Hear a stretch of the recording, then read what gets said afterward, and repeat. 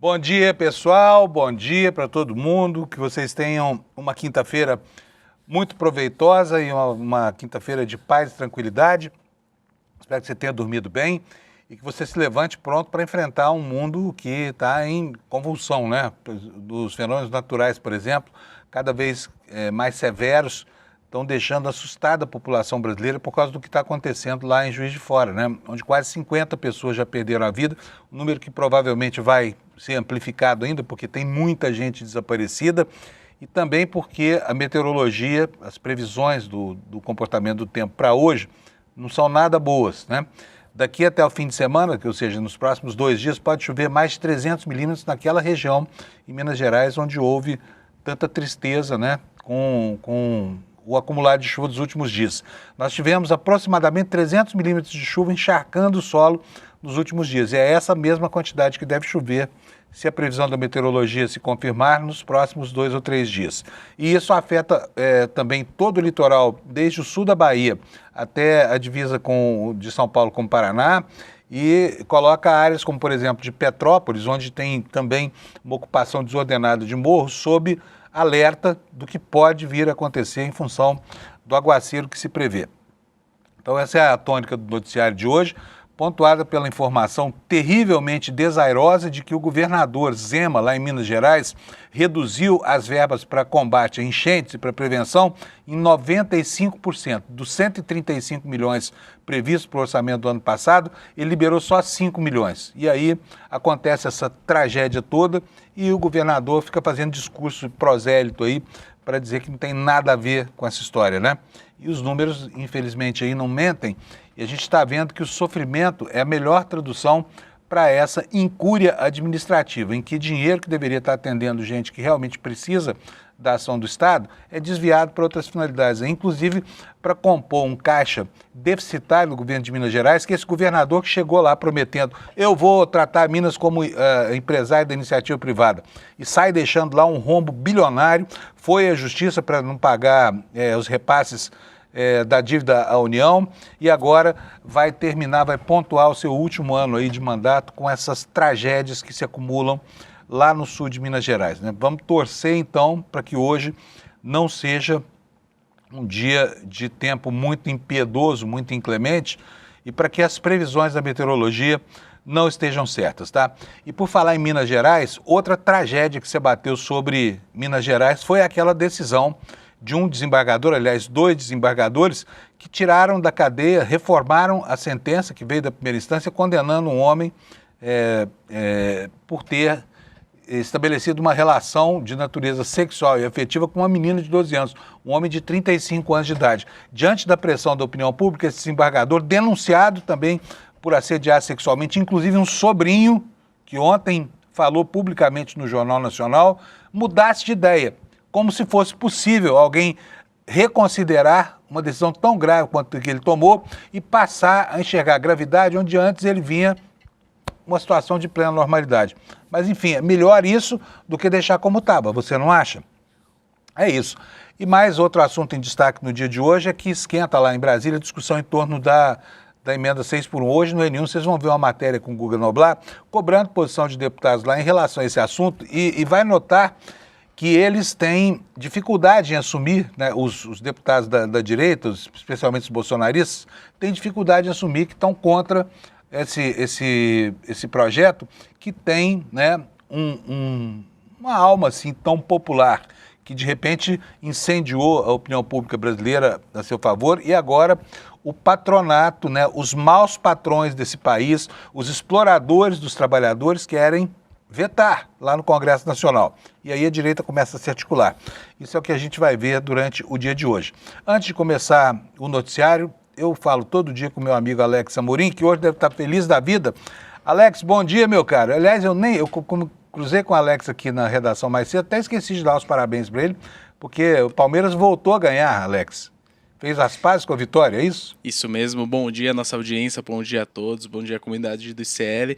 Isso mesmo, Panunzio, ontem o Palmeiras fez as pazes ali com a vitória, é o líder do campeonato com 10 pontos e eu não sou mais fora Abel, eu dei mais uns 2 meses ali pra ele verificar se o trabalho tá bom, pra ele permanecer ali no Palmeiras, ô Panunzio. Quer dizer que basta um jogo, basta um resultado bom para parar a campanha contra o Abel, é isso? Isso mesmo, lembrando que quando você tava de férias, ô Panunzio, o Calejão falou, quando o Palmeiras voltar a vencer, o Alex mudará de ideia e realmente aconteceu, Panunzio. Está aí o vaticínio do Calejão, né? Aqui desta cadeira, dizendo que aconteceu o que aconteceu de fato, né? Isso então tá tudo bem, pazes no Palmeiras agora. Isso. Sim, aí Panunzio, ontem teve essa rodada, né, que foi a quarta rodada, perdão, o Palmeiras ganhou de 2-1 ali do Fluminense, mas Panunzio, foi uma rodada que teve 3 empates, ali começou, eu não vou falar mais o nome daquela marca, o Bragantino ontem empatou. Isso, boa. Muito obrigado. Aqui não tem, nem pagando, não pode, aqui no ICL não pode, eu acho muito bom isso, porque a gente não tem mesmo que ficar fazendo merchandising de graça para ninguém, né? Isso mesmo, então, Panunzio. aqui tem nome, Bragantino é Bragantino só, não tem nada de red, não sei o que, de boi azul, nada de boi vermelho, nada disso. Vai.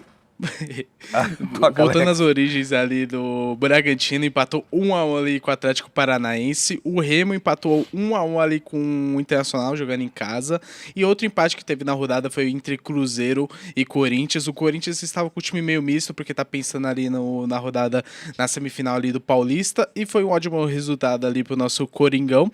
Um resultado positivo para nós é do São Paulo, que ganhou de fora de casa do Curitiba. Fazia algum tempo que o São Paulo não ganhava fora de casa ali contra o Coxa e conseguiu essa vitória por 1-0, o gol do Caule ali de pênalti. E para finalizar a rodada, tivemos o jogo entre Grêmio e Atlético Mineiro, 2-1 para a equipe do Rio Grande do Sul, e finalizar o Palmeiras ganhando de 2-1 contra o Fluminense. Lembrando que foi um jogo aberto, o Palmeiras jogou bem, o Fluminense jogou melhor que o Palmeiras, então placar um empate seria justo, mas pela minha felicidade e pela felicidade dos palmeirenses, o Palmeiras conseguiu essa vitória. E para não deixar passar, Panunzio, quem vai sofrer hoje é o futebol, porque teremos Santos e Vasco ali, os 2 últimos colocados do Campeonato Brasileiro, Panunzio.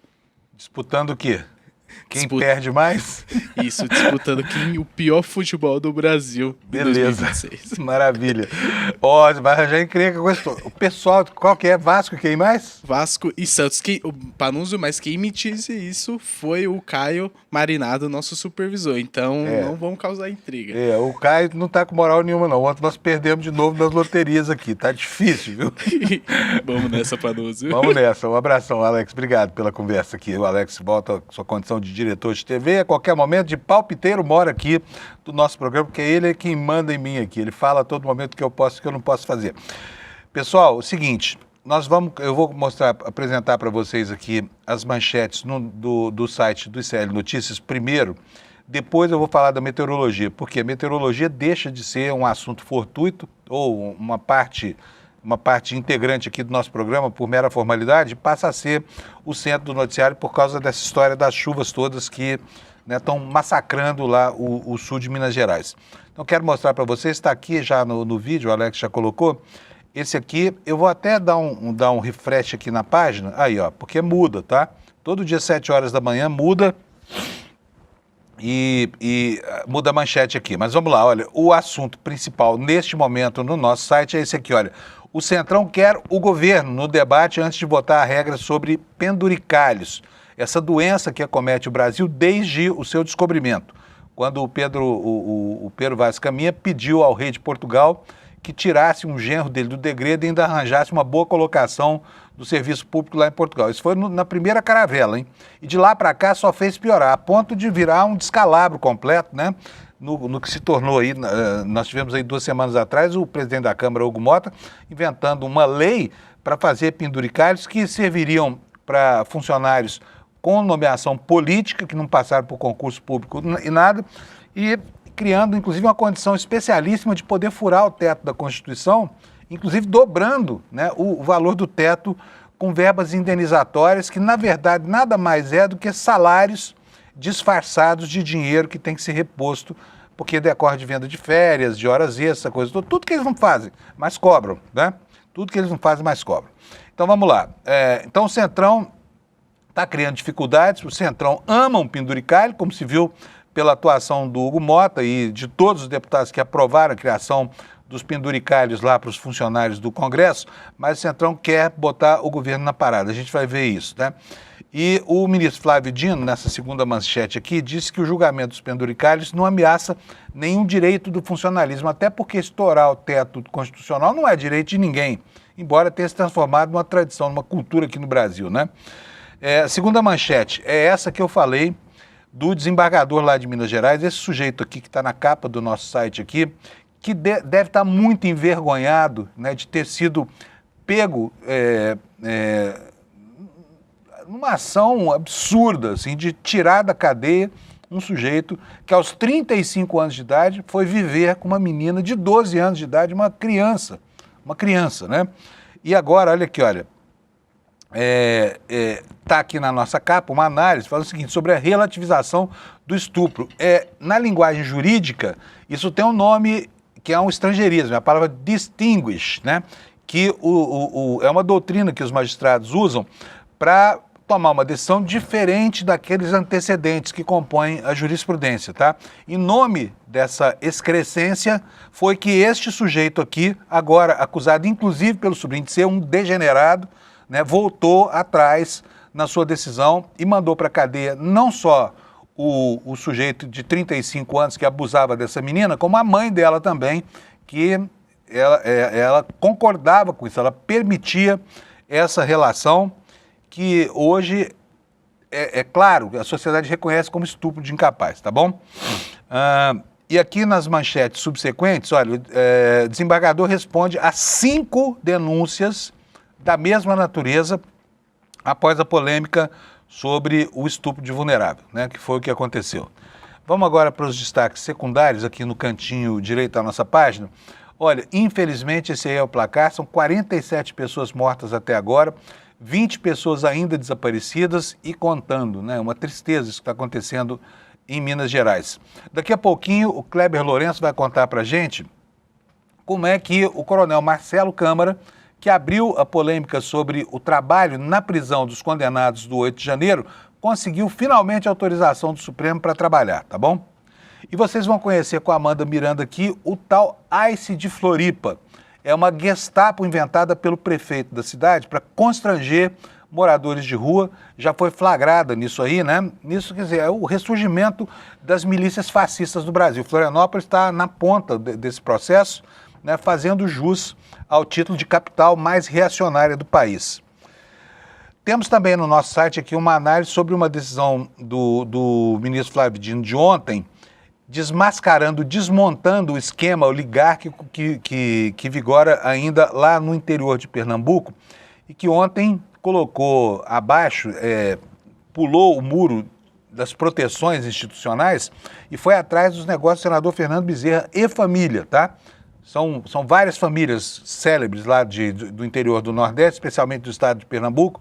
São os Bezerra, são os Coelho, são os Cordeiro, gente que manda desde o descobrimento do Brasil no estado e que continua em qualquer governo, inclusive no presente, tendo a varinha de condão nas mãos para fazer a mágica da transposição dos recursos públicos para o bolso deles mesmos, tá? Então você não deve deixar de ler isso. E como último destaque aqui, a reforma trabalhista do Milei, que se inspira num congênere brasileiro inventado pelo então presidente tampão Michel Temer. Tudo isso está aqui no nosso site, mas nós vamos começar mesmo falando sobre a questão da meteorologia, porque hoje o dia promete, tá? Por causa das previsões. A primeira coisa, olha, o CEMADEM, aqui na matéria, na capa do UOL, o CEMADEM é o Centro de Monitoramento de Desastres Naturais, né? É um grupo público, está alertando para o risco de deslizamentos de novas grandes enxurradas lá em Juiz de Fora. Diz a matéria, o CEMADEM reclassificou como muito alto, em um boletim divulgado na madrugada de hoje, o risco de ocorrências hidrológicas e geológicas devido às fortes chuvas que atingem Juiz de Fora. Aqui, ainda quando a matéria foi redigida, o placar funesto estava em 42. Agora, eu vou mostrar para vocês aqui o próprio boletim do CEMADEM, para que a gente possa ter uma noção da gravidade da situação que os mineiros, especialmente os do Sul, de Minas Gerais vão enfrentar com a chuvarada hoje, tá bom? Bota para mim na tela. Tá aí, olha, esse aqui é o boletim do CEMADEM. São duas anotações aqui, ó, região sudeste, Minas Gerais, isso aqui é para risco hidrológico, tá? Inundação de rios, né? Rios saindo da calha. Então, diz aqui o alerta, considera-se muito alta a possibilidade de permanência ou novas ocorrências de enxurradas, alagamentos em áreas de drenagem deficiente e inundações na região geográfica intermediária de Juiz de Fora, Minas Gerais, devido às atuais condições críticas de drenagem urbana em decorrência dos acumulados dos últimos dias, a saturação do solo na região e a previsão de altos acumulados para os próximos dias, com condições de pancada de chuva generalizada com intensidade moderada a forte. Considera-se alta a possibilidade de enxurradas, de extravasamento de canais urbanos, alagamentos em áreas de drenagem deficientes nas regiões geográficas intermediárias de Belo Horizonte, Barbacena, Petrópolis, Volta Redonda, Barra Mansa, São José dos Campos, São Paulo, devido à previsão de pancadas de chuva com intensidade moderada a forte e acumulados significativos, né? Como aparece aqui nessa figura, essas são as áreas de maior risco, né? Litoral da Bahia, a metade sul do Espírito Santo, todo o estado do Rio de Janeiro, mas com maior risco para as regiões a partir da região dos lagos, da capital, e aí isso vem pelo litoral norte de São Paulo até a capital, quase na divisa com o estado do Paraná. E a região de maior risco é essa aqui, olha, é justamente a região de Juiz de Fora, no sul de Minas Gerais, tá? Onde tá, o mapa está vermelho aí. É onde a previsão é de chover mais de 300 milímetros daqui até o final de semana, tá bom? E ainda o alerta traz mais uma observação. É muito alta a probabilidade de ocorrência de movimentos de massa nas regiões geográficas intermediárias de Juiz de Fora e Petrópolis, no Rio, devido à previsão de continuidade da chuva com intensidade moderada a forte ao longo do dia, incrementando os elevados acumulados registrados nos últimos dias, superiores a 300 milímetros em 72 horas em algumas localidades, caso de Ubá e de Juiz de Fora, que contribuíram para a saturação dos solos. Nesse cenário, há a possibilidade de ocorrer novos deslizamentos esparsos e generalizados em encostas com suscetibilidade a esse processo, além de queda de barreira à margem de estradas e rodovias, tá? Então, enfim, vai ser mais um dia duro lá em Minas Gerais. Vai ser um dia duríssimo lá em Minas Gerais. Bom, vamos falar um pouquinho agora desse placar funesto, né? Esse placar que poderia, obviamente, ser muito menor caso houvesse uma estrutura de prevenção e de mitigação dos prejuízos decorrentes disso tudo. E, principalmente, se houvesse, antes disso tudo, uma política de ocupação de espaços de risco, né? Porque o poder público vê isso acontecer, vê as casas sendo construídas em costas de morro, que são praticamente na vertical, e não faz nada, e permite que isso aconteça, e aí, quando chega a hora do tempo inclemente, isso acaba sendo uma consequência natural e fácil, especialmente porque governadores da qualidade desse Zema lá de Minas Gerais tiram o dinheiro do combate ou da mitigação e passam isso para o caixa do Estado, que eles administram como o nariz deles, né?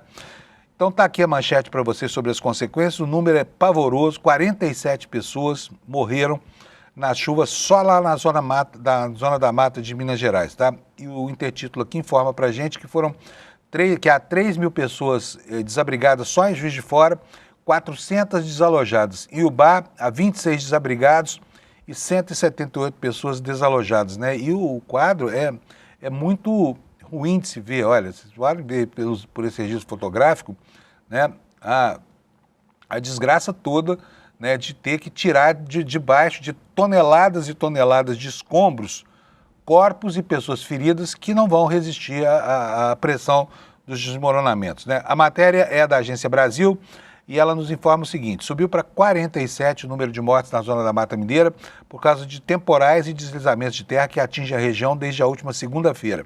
Balanço mais recente do Corpo de Bombeiros Militar de Minas Gerais indica 40 vítimas fatais em Juiz de Fora e mais 6 em Ubá, número que já cresceu porque há mais um desabrigado, tá bom? Bom, nós vamos falar bastante sobre as chuvas. Eu só, antes de chamar o Kleber, porque eu já estou atrasado com ele, eu quero mostrar para vocês o mapa do Brasil hoje, como ficam os alertas, né, para a gente ter, porque não vai chover só lá em Minas Gerais, vai chover em toda essa região aí amarela e alaranjada, com grandes riscos aqui, olha, especialmente para essa região que nós já mostramos, região de Juiz de Fora. E agora vamos ver como é que estão as temperaturas nas capitais e a condição meteorológica para que você possa lidar com esse elemento tão importante hoje, cada dia que passa, mais importante nas nossas vidas. Em Porto Alegre deve chover pouco, temperatura máxima de 28 graus, calor dando um refrigério lá para os gaúchos. Em Florianópolis também a mesma previsão, pancadas de chuva isoladas com 28 graus.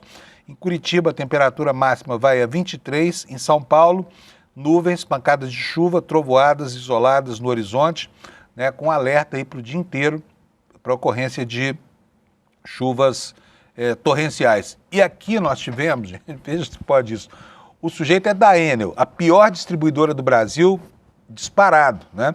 A distribuidora que deixa a cidade sem luz a cada pé d'água que cai por aqui. E ele disse que só Jesus, um diretor lá dessa Enel, dessa porcaria dessa empresa, diz que só Jesus é capaz de impedir novos apagões em São Paulo. Quer dizer, a empresa dele está apelando a um milagre que ela deveria provocar com a manutenção adequada da rede, com a poda das árvores, mas não, só Jesus que pode impedir aqui, ou seja, teremos problemas aqui, problemas que nos afligem sempre, né? Então vamos lá, São Paulo vai ter 26 graus de máxima, temperatura começa a diminuir, muitas nuvens, pancadas de chuva e trovoadas isoladas. No Rio de Janeiro é a mesma previsão, com temperatura máxima de 30, em Vitória 31 graus, em Belo Horizonte 26 graus. Agora vamos aqui para o centro-oeste. Brasília terá também chuva, bastante, temperatura máxima a 27. Goiânia hoje, curiosamente, vai estar 1 grau mais frio do que Brasília nas suas horas mais quentes. A temperatura lá vai chegar a 26 graus, um alívio aí para o pessoal de Goiás, né? Em Campo Grande, Mato Grosso do Sul, 30 graus de máxima, muitas nuvens, mas não chove. Em Cuiabá chove pouco e temperatura vai a 30 graus. Em Porto Velho também chove, 31 graus, a mesma coisa em Rio Branco, a temperatura vai a 32. Em Manaus chove menos um pouco, né? Chuvas isoladas, 31 graus de máxima. Em Boa Vista, Roraima, a temperatura vai a 36, Boa Vista que está se consagrando esse ano como a capital mais quente do país, hein? E com menor pluviosidade, né? 36 graus de máxima lá hoje. Em Macapá, nuvens, pancadas de chuva isoladas, 29 graus Celsius de temperatura máxima. E em Belém, a mesma previsão com 32. E Palmas do Tocantins terá 31 graus, lá também chove. Agora vamos para o nordeste do Brasil. São Luís do Maranhão, 30 graus Celsius de temperatura, chove em todo lugar, tá, gente? Então não vou ficar repetindo aqui. As capitais que mais terão chuva no Nordeste serão justamente São Luís, que a gente acabou de ver, e Teresina, no Piauí, onde a temperatura máxima chega a 30 graus. Em Fortaleza, nuvens, pancadas de chuva, temperatura máxima de 31. Em Natal, 32 graus de temperatura máxima. Em João Pessoa, 32. Chove em todas as capitais do Nordeste, tá? Muitas nuvens e pancadas de chuvas isoladas lá em Recife também. Em Maceió, a máxima vai a 32, com a mesma previsão. Em Aracaju vai a 33. Em Salvador, 34 graus. Essa é a previsão dessa meteorologia que nos assusta durante o dia de hoje. Deixa eu chamar o Kleber Lourenço agora, porque o Kleber tem várias e várias informações para a gente nesse comecinho de manhã. Bom dia, Kleber. Bom dia, Panunzio. Bom dia, comunidade do ICL. Tudo bem? Tudo jóia, tudo jóia. Kleber, às vezes, quando a gente abre, quando eu acordo 4 da manhã para fazer esse programa aqui, abro o noticiário, fico pasmo com algumas coisas. Por exemplo, com a cara de pau desse desembargador de nome árabe lá de Minas Gerais, que tirou da cadeia um pedófilo, né, que molestava sexualmente uma menina de 12 anos e agora devolveu, mudou de ideia. Como é que pode? Um sujeito que alegou que estava dentro da doutrina do distinguish, uma palavra afrescalhada, americanizada, para dizer que os tribunais não precisam respeitar a doutrina nem a jurisprudência. Como é que esse cara mudou de ideia? Como é que aconteceu esse milagre? Me conta, Kleber. Olha, Panunzio, esse caso, acho que é o melhor ditado para ele, nada é tão ruim que não possa piorar. Sempre piora. Desde o início da decisão que basicamente autorizou que adultos tivessem relações com crianças, que foi basicamente isso que aconteceu, a gente só tem uma escalada de coisas ruins e pioras desse caso. Nessa última, agora, depois de toda a repercussão do caso, o desembargador ele voltou atrás na sua decisão e ele ainda afirma que a decisão dele, aqui, ó, ele diz desse jeito: infelizmente foi necessário um caso de minha relatoria para expor um recorrente entendimento adotado pelo Poder Judiciário, desconsiderar a realidade social e os avanços teóricos sobre a perspectiva de gênero. Basicamente, ele faz uma meia-culpa e também reconhece que ele mudou a decisão dele por conta da pressão popular, da pressão da sociedade, o que é bom e ruim ao mesmo tempo, porque os juízes eles deveriam guiar as suas decisões unicamente pela lei, pela letra fria da lei, pela Constituição, por toda a legislação vigente, que inclusive já proibiria o tipo de decisão que ele deu. E aí ele volta atrás com base em clamor popular, e aí isso é muito perigoso, porque se hoje a gente tem isso, o que impede, por exemplo, de amanhã ou depois a gente ter um chefe de facção preso, e aí a facção bota o fogo no Estado, igual aconteceu em São Paulo há anos atrás, e aí o juiz alega que por conta desse clamor, dessa situação toda, também vai voltar atrás em determinada decisão. Então é tudo muito ruim o que acontece. Corrige um erro absurdo, mas ele corrige o erro cometendo um outro erro mais grave. E é isso que ele justifica na decisão dele, de que houve uma pressão, de que ele não tinha percebido a questão social, os contextos sociais que será estão que ele inseridos. Será que ele tem alguma deficiência grave, sei lá, uma dissonância cognitiva? Porque é óbvio que todo mundo percebeu que havia um erro. Será que o autor da decisão não teve a sensibilidade de entender, a merda que estava fazendo? Olha, mais uma vez, o caso é cheio de problemas. A gente tem desde a da decisão escandalosa até, por exemplo, no meio da decisão, um título, um trecho de um comando do ChatGPT ali. Então, o magistrado passou uma decisão dessa importância pelo ChatGPT também. Além das seguidas denúncias também contra ele. E não passou sozinho, porque tem outro desembargador junto com ele nessa decisão. Concordou com isso também. Tá salvo da exposição, porque não era o relator, mas votou junto igualzinho, né? Exatamente. Bom, menos mal é porque o problema formal foi corrigido, a despeito desse triplo carpado aí que ele usou para justificar, né? Mas talvez, Kleber, a verdadeira motivação não seja exatamente essa que parece, seja essa aqui que o Alex vai mostrar para a gente agora. Olha aí, ó. 5 denúncias de abuso sexual contra esse desembargador, tá? E um primo dele ontem no Jornal Nacional falou com todas as letras que quando ele tinha 14 anos de idade, esse desembargador tentou estuprá-lo. Falou com todas as letras. Está aí a manchete para você no site do Jornal o Globo. Primo acusa desembargador Magid Nawef Lawar de abuso sexual. Houve tentativa do ato em si e consegui sair. Eu vi chocante o depoimento desse menino, viu? Ele tinha 14 anos de idade à época e resolveu agora, numa atitude muito corajosa, falar quem era o próprio tio dele, que hoje dá as cartas lá no Tribunal de Justiça de Minas Gerais. Kleber. Exato. A gente trouxe esse caso também no começo da semana, quando a gente começou a reportar, lembra? E aí isso se juntam a mais uma série de denúncias que apareceram depois que o caso ganhou repercussão. Aí eu listei lá no site do ICL as 5 denúncias que estão ali em investigação no CNJ. Todas essas denúncias foram recebidas pela deputada Bela Gonçalves, que é deputada estadual pelo PSOL de Minas Gerais.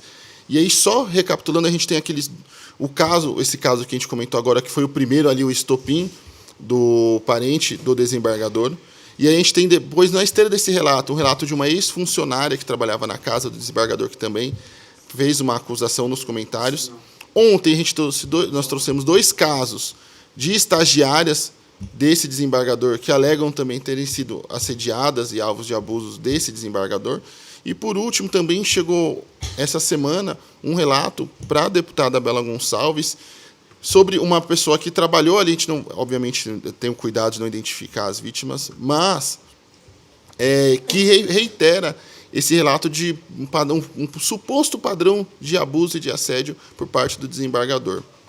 Na mensagem que ela recebeu, e inclusive essa denúncia também já está nas mãos do CNJ, está escrito o seguinte, Panunzio, eu vou ler aqui para vocês. Escreva você em razão de sua firme atuação, especialmente diante das graves notícias envolvendo o desembargador. Gostaria de levar ao seu conhecimento e o da Comissão de Direitos Humanos fatos ocorridos enquanto o referido magistrado atuava como juiz da comarca de Bonfim. Naquela ocasião, havia um padrão de comportamento predatório e constante assédio contra estagiárias da unidade judiciária, configurando um nítido abuso de poder e submissão. E aí, dentro dessa mensagem que a deputada recebeu, ela conversou também com essa vítima que fez o testemunho dela e encaminhou a denúncia, tem ali detalhando as condutas, fala sobre utilizava o pretexto de organizar protestos em seu gabinete para exigir a proximidade física de estagiárias, praticava atos de libidinagem e agressão sexual, como passar o braço pela cintura das jovens, e puxar as alças das roupas íntimas, e oferecia jantares e dinheiros, segundo este relato recebido pela deputada. Então, é mais um relato da escalada e, bem, ele tem o desembargador tem esse retorno ali, ele volta atrás da decisão, também na esteira desse monte de denúncias, além das críticas pela própria decisão. Muito bem, muito bem. Bom, próximo assunto agora, Vorcaro, né? O escândalo do Banco Master. Ontem foi um dia de decisões importantes no âmbito tanto da CPI do crime organizado quanto da CPI do INSS, que geraram algumas manchetes que estão hoje em todos os jornais, inclusive aqui no site do ICL, como você vai ver agora. Olha, caso Master, CPI do crime convoca Vorcaro, Campos Neto e Paulo Guedes. E não foi só isso, hein? Tem mais coisas acontecendo. Por exemplo, quebraram o sigilo da Mari DT, que o pessoal aí está chamando de Maridit, mas é Mari DT, de DT de Dias Toffoli.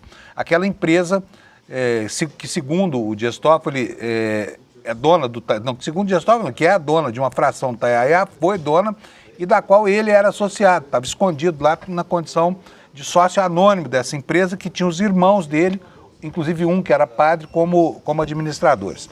Mas, enfim, a CPI convocou o Vorcaro, o Campos Neto, presidente do Banco Central, para explicar a inércia, e o Paulo Guedes, para falar sobre a condição que gerou esse escândalo. Agora, eu quero saber de você o seguinte, tem data já, Kleber, o depoimento do Vorcaro? Então, ele vai prestar um depoimento no Senado, mas na Comissão de Assuntos Econômicos, que é presidida pelo Renan Calheiros, Panunzio. E lá, segundo o Renan, ele já conversou e alinhou com a defesa do Vorcaro, que será no próximo dia 10, e que ele está conversando com a Polícia Federal para que a Polícia Federal possa fazer esse traslado do ex-banqueiro para Brasília para que possa prestar este depoimento. Ele está previsto para ocorrer às 11 horas da manhã. Muito bom. Eu gostei mesmo dessa manchete aqui, porque a matéria que está no nosso site foi uma matéria distribuída pela Agência Brasil. Olha o nome do repórter, ó, Lucas por Deus. É um nome bem próprio para um repórter que está cobrindo essas CPIs, né? E, bom, nós tivemos decisões também na CPI do INSS. Quer falar sobre isso, Kleber? Ou a gente passa para o próximo assunto da nossa pauta? Vamos avançar, que a gente tem bastante coisa ali pela frente. Vamos lá. Se der tempo, a gente volta para essa. Vamos lá. Olha, ontem a gente viu aqui no Desperta a intimidação que houve por parte dos trogloditas lá do Centrão, que assediaram durante uma entrevista coletiva a Manu Borges, a nossa repórter, né? Tentaram constrangê-la de tudo quanto foi jeito, né? E o Hugo Mota? O Hugo Mota viu aquelas imagens, se manifestou sobre isso, Kleber?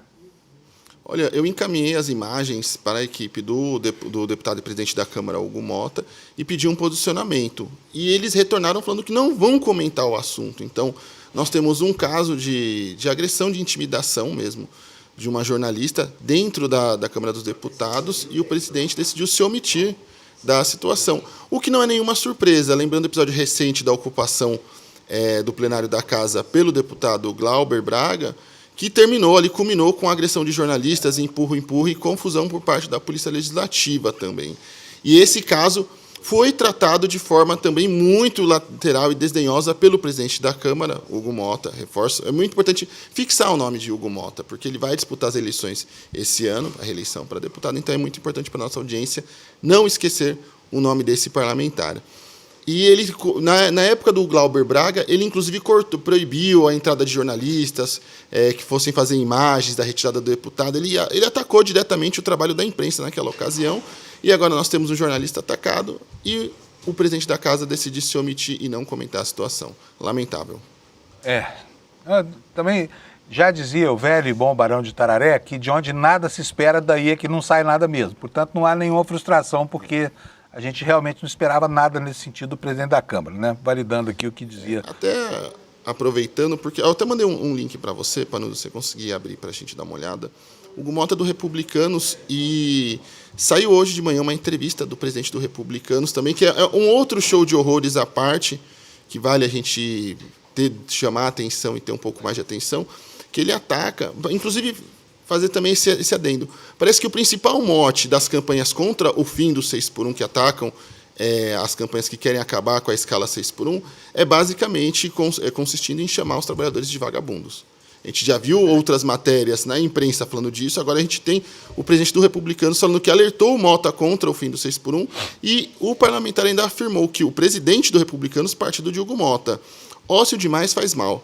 Nessa mesma entrevista, ele alegou que não faz sentido os trabalhadores pedirem mais descanso, já que eles não têm dinheiro para opções de lazer. Então, já que as pessoas não têm direito a descansar, inclusive. Elas Sério não que ele falou isso? Um show, para uma festa, elas só querem descansar. Ele fala isso, olha. Vamos para a linha fina da matéria. Marcos Pereira afirma que pobres não podem pagar por lazer e, infelizmente, não passariam tempo com a família. Que absurdo! Que absurdo! Não, e calma. Marcos Palmeira, do Republicano. Gente, aqui é difícil estabelecer quem é mais ridículo nessa história toda, entendeu? Se o presidente do PL, né, o Valdemar Costa Neto, que disse que vai dar a vida contra a jornada 6x1, diz que dá a vida por uma causa ruim dessa. Será que a vida dele não vale nada? Calma, para não ser que as coisas melhoram ainda. Isso aqui foi só a pontinha do iceberg. Durante a entrevista... isso foi só a entradinha, mas na entrevista ele ainda completa, falando que caso as pessoas não trabalhem muito, elas vão ficar mais expostas a drogas e jogos de azar. E ainda diz, ao invés de lazer, pode ser o mal. Qual é o lazer que um pobre numa comunidade ou num sertão lá no Nordeste? Que absurdo. É um atrás do outro, é inacreditável. O FEBEAPA, a quantidade de bobagem que esse sujeito falou, esse cara não entende nem minimamente do que é trabalhar, porque se entendesse não diria nada disso, né? Mas então, é uma síntese do que pensa essa oligarquia parlamentar no Brasil, que está se mobilizando contra a jornada 6x1, hein? Pessoal, não vai ser fácil. A gente está cantando essa bola aqui desde o começo, tá? E hoje, Kleber, já vou aproveitar aqui para anunciar que o Guga Noblar faz uma matéria, que vai ser exibida daqui a pouco no N1, mostrando qual é o espírito lá no Congresso Nacional, tá? De novo, o Barão de Tararé, de onde nada se espera, daí é que não sai nada mesmo, Kleber. Exatamente. E acho que, por último, só para fechar, até você comentou na entrada, o coronel Marcelo Câmara foi finalmente autorizado a trabalhar naquela libera geral no trem da alegria das Forças Armadas, mais um consegue trabalho dentro da tropa ali e é reintegrado para que possa executar funções administrativas, conferências, eu vou até ler a decisão. Ele vai fazer conferência de documentos relativos a aquisições de material de consumo e os contratos administrativos pela unidade prisional. Então, temos mais uma vez o Exército ali no seu esforço de acolher todo tipo de golpista possível para dentro de suas fileiras, mais uma vez. Lamentável. Pois é, vai ficar bom quando o STM caçar as patentes dessa galera, né? Aí eu quero ver também como é que vai ficar esses militares com as patentes caçadas trabalhando dentro das forças, que isso vai ser outro precedente histórico inédito que vai ter que ser discutido. Muito bom. Ótimo, Kleber. Muito obrigado pelas informações de hoje. Amanhã, sexta-feira, Kleber volta aqui para a gente encerrar essa semana de doido no Brasil. Esperamos notícias melhores que as de hoje, porque hoje a pauta está simplesmente assim, se a gente botar uma lona em cima vira circo, se botar uma grade em volta vira hospício, né? O Hospício Brasil. Obrigadão, viu, Kleber? Imagina, um bom dia para nós, até mais. Tchau, tchau. Bom dia, tchau, tchau. Então é isso, gente. Olha, direitaça aí se mobilizando contra a escala 6x1. Quero saber do Alex se a Amanda já está ok, se eu posso chamá-la. O Alex está fazendo caprichando ali, porque o Alex trata muito bem aqui. Não sei por quê, viu, Alex? Vou chamar. Amanda, bom dia, tudo bem? Amanda, o pessoal estava com saudade de você, reclamando que você abandonou o Desperta, não fala mais com os pobres, não sei o que mais, é verdade isso? Bom dia, claro que não dia. É verdade, estarei sempre aqui quando convocada por essa equipe maravilhosa e estava com saudade de ti também, amigo, tamo junto. Muito bom. Amanda, deixa eu te perguntar uma coisa, que história é essa de que tem uma Gestapo ou uma SS inventada pelo prefeito midiático de Florianópolis? Que diabo de coisa é isso? Me conta. Então, Fábio, a gente tem acompanhado desde o ano passado aqui em Floripa, quando foi anunciada a criação de uma espécie de guarda municipal paralela. E eu já quero aproveitar para convidar a audiência aqui do Desperta para ir lá no portal do ICL Notícias, que tem uma reportagem muito legal, em parceria com a Ponte Jornalismo, que cobre assuntos da segurança pública, mostrando que essa guarda paralela, na verdade, ela foi criada com um intuito muito específico, né? Quando ela foi anunciada e foi aprovada pela Câmara dos Vereadores sem muito debate aqui em Florianópolis, se vendeu a ideia de que era uma espécie de agente de segurança comunitária, como se fosse um agente de saúde, que a gente conhece, o trabalho dos agentes comunitários de saúde, mas na área de segurança. Uma equipe desarmada, mas que faria um trabalho de apoio, principalmente por conta do aumento do volume de turistas na capital nessa época do ano, né? Na temporada, Florianópolis tem um acúmulo muito grande de habitantes por conta do fluxo de turismo. E venderam essa ideia de que esses agentes comunitários, que são voluntários, viriam para trabalhar nessa frente. Acontece que a ideia foi importada de um país que também não é muito afeito a trabalhar a segurança pública sob uma ótica humanista, que é Israel. A vice-prefeita da cidade, que é uma guarda municipal de carreira, a Mariane Matos, ela esteve em Israel, inclusive ela teve que ficar presa num bunker, porque foi bem no momento em que Israel sofreu com alguns bombardeios também no ano passado, e de lá ela trouxe essa proposta, e agora esses agentes de segurança comunitários, que são de fato uma guarda paralela, ou ICE, como a gente está chamando, né, de forma quase que metafórica, mas que simboliza muito o que eles vêm fazendo, eles têm atentado contra as populações minoritárias, que era justamente o que quem está atento a como as coisas funcionam aqui em Florianópolis sempre previu. Então, a gente tem essa guarda municipal paralela atuando muito em cima da população de rua, que já é um caso que vem sendo acompanhado nacionalmente também por conta das determinações e dos decretos do prefeito Topázio Neto para tentar tirar essa população das ruas e enviar para clínicas de internação compulsória. Então, esses agentes de segurança, eles também atuam nessa frente, constrangendo a população de rua, e eles têm feito um trabalho também muito associado à intimidação de vendedores ambulantes. Nas praias de Florianópolis, buscam então a questão da regularidade, da legalização desses ambulantes, mas não de um modo educativo, porque essas pessoas não estão ali comercializando seus produtos por mal. Para muitas delas é a única fonte de renda. Elas fazem um trabalho mais ostensivo mesmo de intimidação. Então o que a gente viu aqui foi se formar realmente uma espécie de ICE em Florianópolis, e de alguma forma eu acho que a gente pode associar isso também à própria queda do número de turistas na cidade da temporada passada para essas pessoas não querem mais vir para cá, porque elas sabem que aqui impera a hostilidade e também essa prática opressora mesmo com populares, né? É muito triste o que a gente está vendo por aqui, Panúzio. Pois é, a gente já viu isso 80 anos atrás, lá na Alemanha dos anos 30, né? É lamentável mesmo, porque é a repetição da mesma história, sabe? Depois você fala assim, não, você fica banalizando o nazismo. Não banalizando nada. O nazismo foi só uma forma de fascismo. O que a gente vê no mundo é uma empreitada massiva dessa nova forma de fascismo, tá? Pode chamar do nome que quiser, mas que é parecido com o nazismo, tá? Por isso a gente fala de Gestapo, de SS, essa coisa toda. Amanda, deixa eu te perguntar uma coisa. E o Carluxo? Está pacificado o espaço político aí? Vai ter uma dobradinha, chapa pura, Carol de Tone e Carluxo no Senado, né?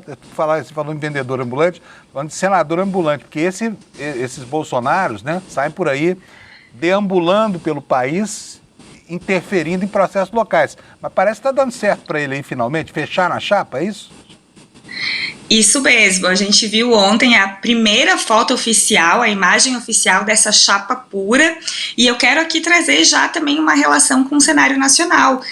Desde que o Flávio Bolsonaro anunciou a sua pré-candidatura e tem aí aumentado também o seu percentual de intenção de votos nas pesquisas que a gente tem visto circular recentemente, parece que o PL está se empoderando e está desprezando alianças, né? A gente viu também ontem, fez grande sucesso nas redes sociais, aquelas anotações do Flávio Bolsonaro que foram flagradas num papel ali de uma reunião que ele estava participando, e ali também já está explícito que eles estão desprezando algumas alianças e estão tentando fortalecer o núcleo forte, duro do partido. E isso se refletiu aqui em Santa Catarina também, contra todas as expectativas que a gente vem relatando desde o ano passado, uma série de imbrólios, de tretas, de polêmicas envolvendo a formação dessa chapa, que primeiro escanteou a Caroline Detoni, que fez a Caroline Detoni quase sair do PL, ela chegou a anunciar sua saída do PL para concorrer ao Senado, mas que agora ela foi referendada pelo Valdemar da Costa Neto, que recentemente tinha dito novamente que não havia espaço para ela ser candidata ao Senado pelo PL. Então, as movimentações do PL a partir desse novo desempenho aí do Flávio Bolsonaro nas pesquisas, inclusive no Distrito Federal, com Michele Bolsonaro e Bia Kicis, e agora aqui em Santa Catarina, com essa chapa pura, né, são 2 representantes do PL, indicam que este partido está entrando de salto alto na campanha pré-eleitoral. A gente ainda não está com um período de campanha aberto, mas essas movimentações aqui, casadas com o desempenho do Flávio na pesquisa, elas indicam que o partido quer sim afastar cada vez mais algumas siglas ali das suas alianças e fortalecer o seu projeto, que na verdade não é um projeto para o interesse público, não é um projeto com pautas e com programas sociais que importem a população, é um projeto de poder para continuar fortalecendo e alimentando e gerando dividendos para a família Bolsonaro. Não é à toa que foi o Jair Bolsonaro quem plantou o filho, esse candidato a senador ambulante, como você bem lembrou, aqui no nosso estado. Ele não tem identificação nenhuma com Santa Catarina e vai concorrer à vaga, então, que estava sendo disputada pelo Espiridião Amin, que é um bolsonarista também, mas é do Partido Progressistas. Então, Amanda, deixa eu te perguntar, como é que fica a articulação do governador Jorginho Melo com o senador Espiridião Amin? Olha, o Espiridião Amin, ontem ele deu uma declaração maravilhosa, que foi uma indireta para o Carlos Bolsonaro, dizendo que ele é um candidato de Santa Catarina, por Santa Catarina, coisa que o Carlos Bolsonaro não é, e ele e o Jorginho Melo, obviamente, não podem se encontrar em público nos próximos dias, porque vai soltar faísca de todos os lados, né? O Jorginho Melo, ele estava tentando há muito tempo já seduzir, trazer a Federação União Progressistas, que daí ele não traz só o partido do Amin, mas também o partido União, que é uma sigla forte aqui no estado, e com esse palanque aí, com a chapa pura do PL, ele simplesmente chutou o Amin, e o Amin é um político que tem uma penetração no poder instituído aqui de Santa Catarina, que é um estado também muito elitizado, que não pode ser desprezada.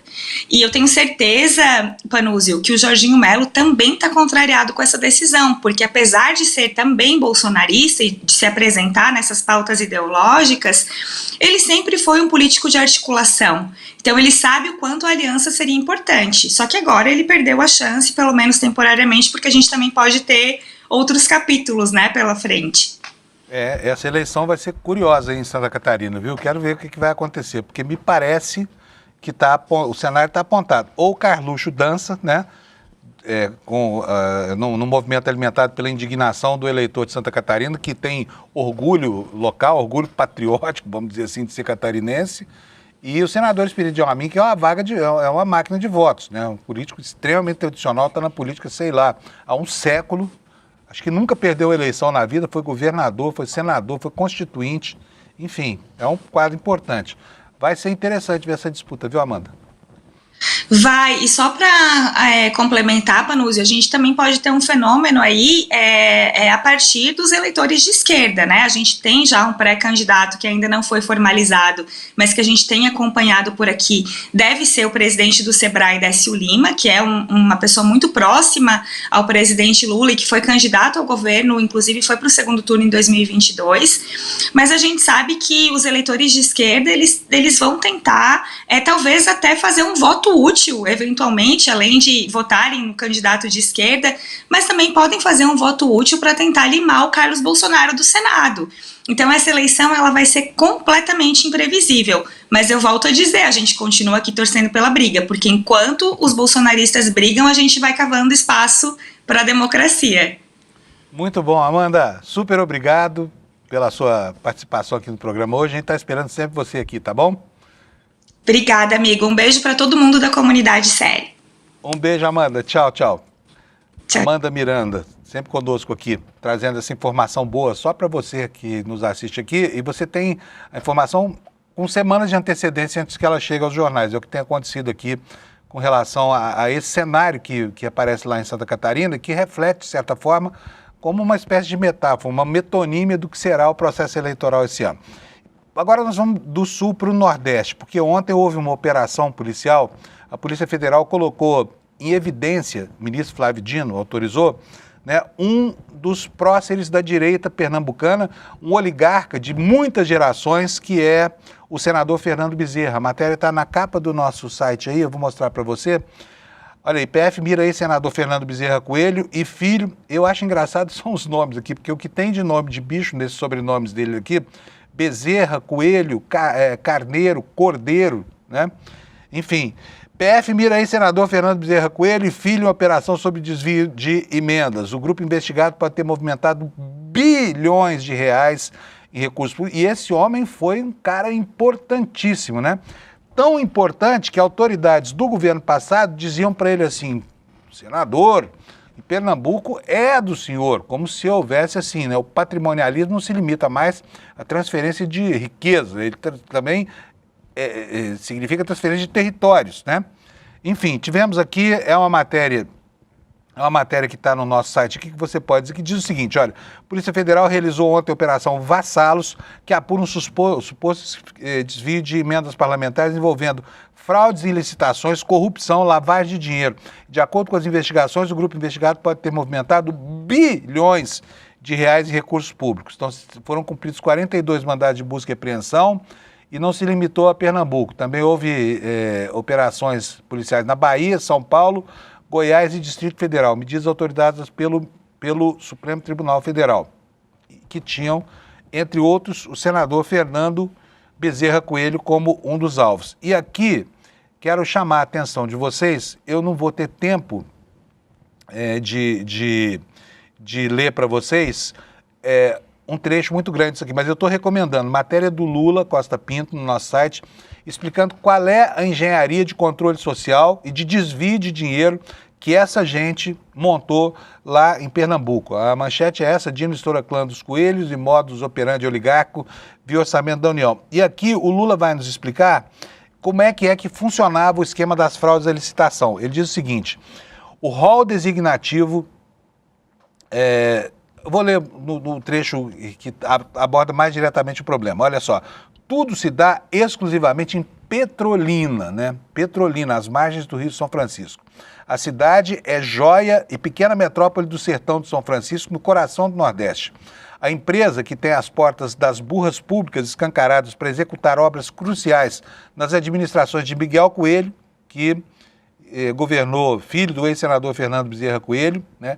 Ex-líder do Jair Bolsonaro no Congresso Nacional, enfim, teve amplo poder de 2017 a 2022 no governo do Bolsonaro, né? E a empresa que está por trás disso se chama Liga Engenharia. Pertence a primos e sobrinhos do ex-prefeito Miguel Coelho, primos e sobrinhos, né? Uma relação direta de parentesco, e até ontem era o nome pretendido pelo prefeito do Recife, João Campos, para ser seu companheiro na chapa da disputa pelo governo estadual, e do irmão do ex-prefeito de Petrolina, Fernando Filho. Desde de fevereiro de 2023, o Fernando, como ex-líder de Bolsonaro e pai de Miguel Fernando Filho, é chamado pelos seus chegados, como ele é chamado pelos seus chegados, dedica-se a atividades de relações institucionais. Isso é o nome científico daquilo que a gente chama de lobby, tá? Então leiam aqui a matéria do Lula, está no site do ICL, é aberta para todo mundo, tá? Que vocês vão entender a gênese dessas fraudes lá e a maneira também, né? O modus operandi dessas grandes oligarquias. Mudando um pouquinho de assunto aqui, vamos para um movimento anunciado pelo pré-candidato Flávio Bolsonaro, que vai ser o adversário do campo progressista nessa eleição. A matéria que eu escolhi está no Valor Econômico, mas você pode ler em qualquer um dos grandes jornais, porque ela está aí para todo mundo ver. O Flávio Bolsonaro anunciou que vai apresentar uma PEC pelo fim da reeleição a presidente. é puro proselitismo. Obviamente, quando ele ganhar a eleição, se é que isso, né? Deixa eu até bater na madeira aqui, mas se é que isso vai acontecer, ele vai mudar de ideia. Sabe por quê? Porque o poder é doce, adocica a boca, muda as vontades do poderoso. E obviamente que falta, a julgar pela maneira como se dedicou à reeleição do próprio pai, falta uma motivação sincera que justifique uma proposta como essa. Então é puro proselitismo, mas vai fazer algum barulho limitado ao que se viu ontem no noticiário. A matéria diz o seguinte, aqui no Valor Econômico. Em uma agenda intensa, na quarta-feira, o senador Flávio Bolsonaro, pré-candidato do PL à presidência, anunciou uma proposta de emenda constitucional para extinguir a possibilidade de reeleição do presidente da República a partir do pleito deste ano. Depois de visitar o pai, o ex-presidente Jair Bolsonaro, que está na prisão, ele também tornou pública a pacificação do partido em Santa Catarina, que a gente abordou agora com a Amanda, e a pré-candidatura ao Senado do deputado Guilherme Derrite, em São Paulo. Na PEC do fim da reeleição, que foi antecipada pelo jornal Valor Econômico, Flávio preserva a possibilidade de reeleição para os outros cargos do Poder Executivo, ou seja, prefeitos e governadores. Desculpa. Então, é um projeto que é projeto meia boca, porque ou acaba com a reeleição para todo mundo ou não acaba para ninguém. Mas como é que explica para o prefeito e para o governador, na bica de serem reeleitos, que vai acabar no ano que vem, né, essa chance de ouro de ter a seu lado a máquina administrativa para enfrentar o processo eleitoral? Puro proselitismo, veja com desconfiança e saiba que vai mudar, tá? Porque não tem jeito de mudar. A genética dessa proposta é uma genética deficiente, tá bom? Um outro escândalo aqui envolvendo assuntos estranhos é isso que você vai ver aqui que o Alex vai mostrar para vocês. O canabidiol, que é uma substância derivada da cannabis, que é popularmente conhecida como maconha, esse remédio caríssimo, cujo preço não se justifica num país tropical que poderia estar produzindo toneladas aí de safras de cannabis para a produção desses remédios, né? O canabidiol é caro e por isso passou a ser objeto do desejo de quem quer fraudar a compra dessa medicação por órgãos públicos, tá? Vou ler um trechinho para você, tá no nosso site aí também, você pode ver. A Controladoria Geral do município de São Paulo começou a investigar um suposto direcionamento no edital de compra de canabidiol pela prefeitura. A denúncia foi aprovada por maioria em reunião do Conselho Municipal de Saúde, que é um órgão composto por membros da administração e de usuários da rede pública, no dia 12 de fevereiro. De acordo com a denúncia, o direcionamento teria como objetivo, presta atenção, favorecer a empresa vencedora e Milena Fonseca. Quem é Milena Fonseca? Filha da secretária executiva de Atenção Básica, Especialidades e Vigilância em Saúde da Secretaria de Saúde, que se chama Sandra Sabino Fonseca. Milena Fonseca ministrou os cursos de capacitação para médicos do município sobre como prescrever o CBD, o famoso canabidiol, tá bom? Então, mais um escândalozinho aí pra gente. E com esta notícia eu vou encerrar o noticiário de hoje, pedindo para você ficar quietinho aí, não saia da cadeira, porque daqui a pouquinho vem o N1, que vai aprofundar a discussão dos temas aqui e ainda vai apresentar para vocês a reportagem do Guga lá no Congresso, que está sensacional, cobrando os deputados a posição deles em relação ao fim da jornada 6x1. E, gente, olha, é hoje que vai acontecer uma coisa super importante para nós aqui no ICL, provavelmente para você também, que gosta de estudar, que não gosta de ser enganado por fake news, que quer facilidade, né, no acesso ao conhecimento, e disso o ICL entende bastante bem. Vai ser hoje o lançamento do Oráculo do ICL, que é uma, como diz ali naquela peça ali, é uma forma nova e 100% personalidade de aprender e colocar em prática todo o conhecimento dos grandes pensadores do ICL, tá? Então não perca hoje, vai ser às 8 horas da noite, é super interessante essa inteligência artificial, e você pode ganhar um convite aqui, olha, Desperta ICL. Eu faço esse gesto todo dia, né? Você deve estar sempre pensando assim, lá o Fábio vai apontar agora o despertaicl.com.br. Então aproveita e vai lá, porque eu falo todo dia e você não foi até hoje. Tá? Despertaicl.com.br. Pega lá o seu convite para você assistir a esse lançamento hoje. É um lançamento importante para o ICL. Só de assistir a aula você já nos ajuda aqui a manter o jornalismo que você já sabe que é o jornalismo mais correto e honesto do Brasil, tá bom? Esperamos você lá às 8 horas da noite de hoje, tá? É despertaicl.com.br. Nós temos audiência aí, ô Alex? Temos ou não temos? Infelizmente, não temos audiência hoje, mas estamos em primeiro lugar? Só me informa isso. Não precisamos mostrar o número. É porque aqui isso é tudo de improviso. Estamos em primeiro lugar, então não tem nem graça, né, gente? Muito obrigado por vocês aí.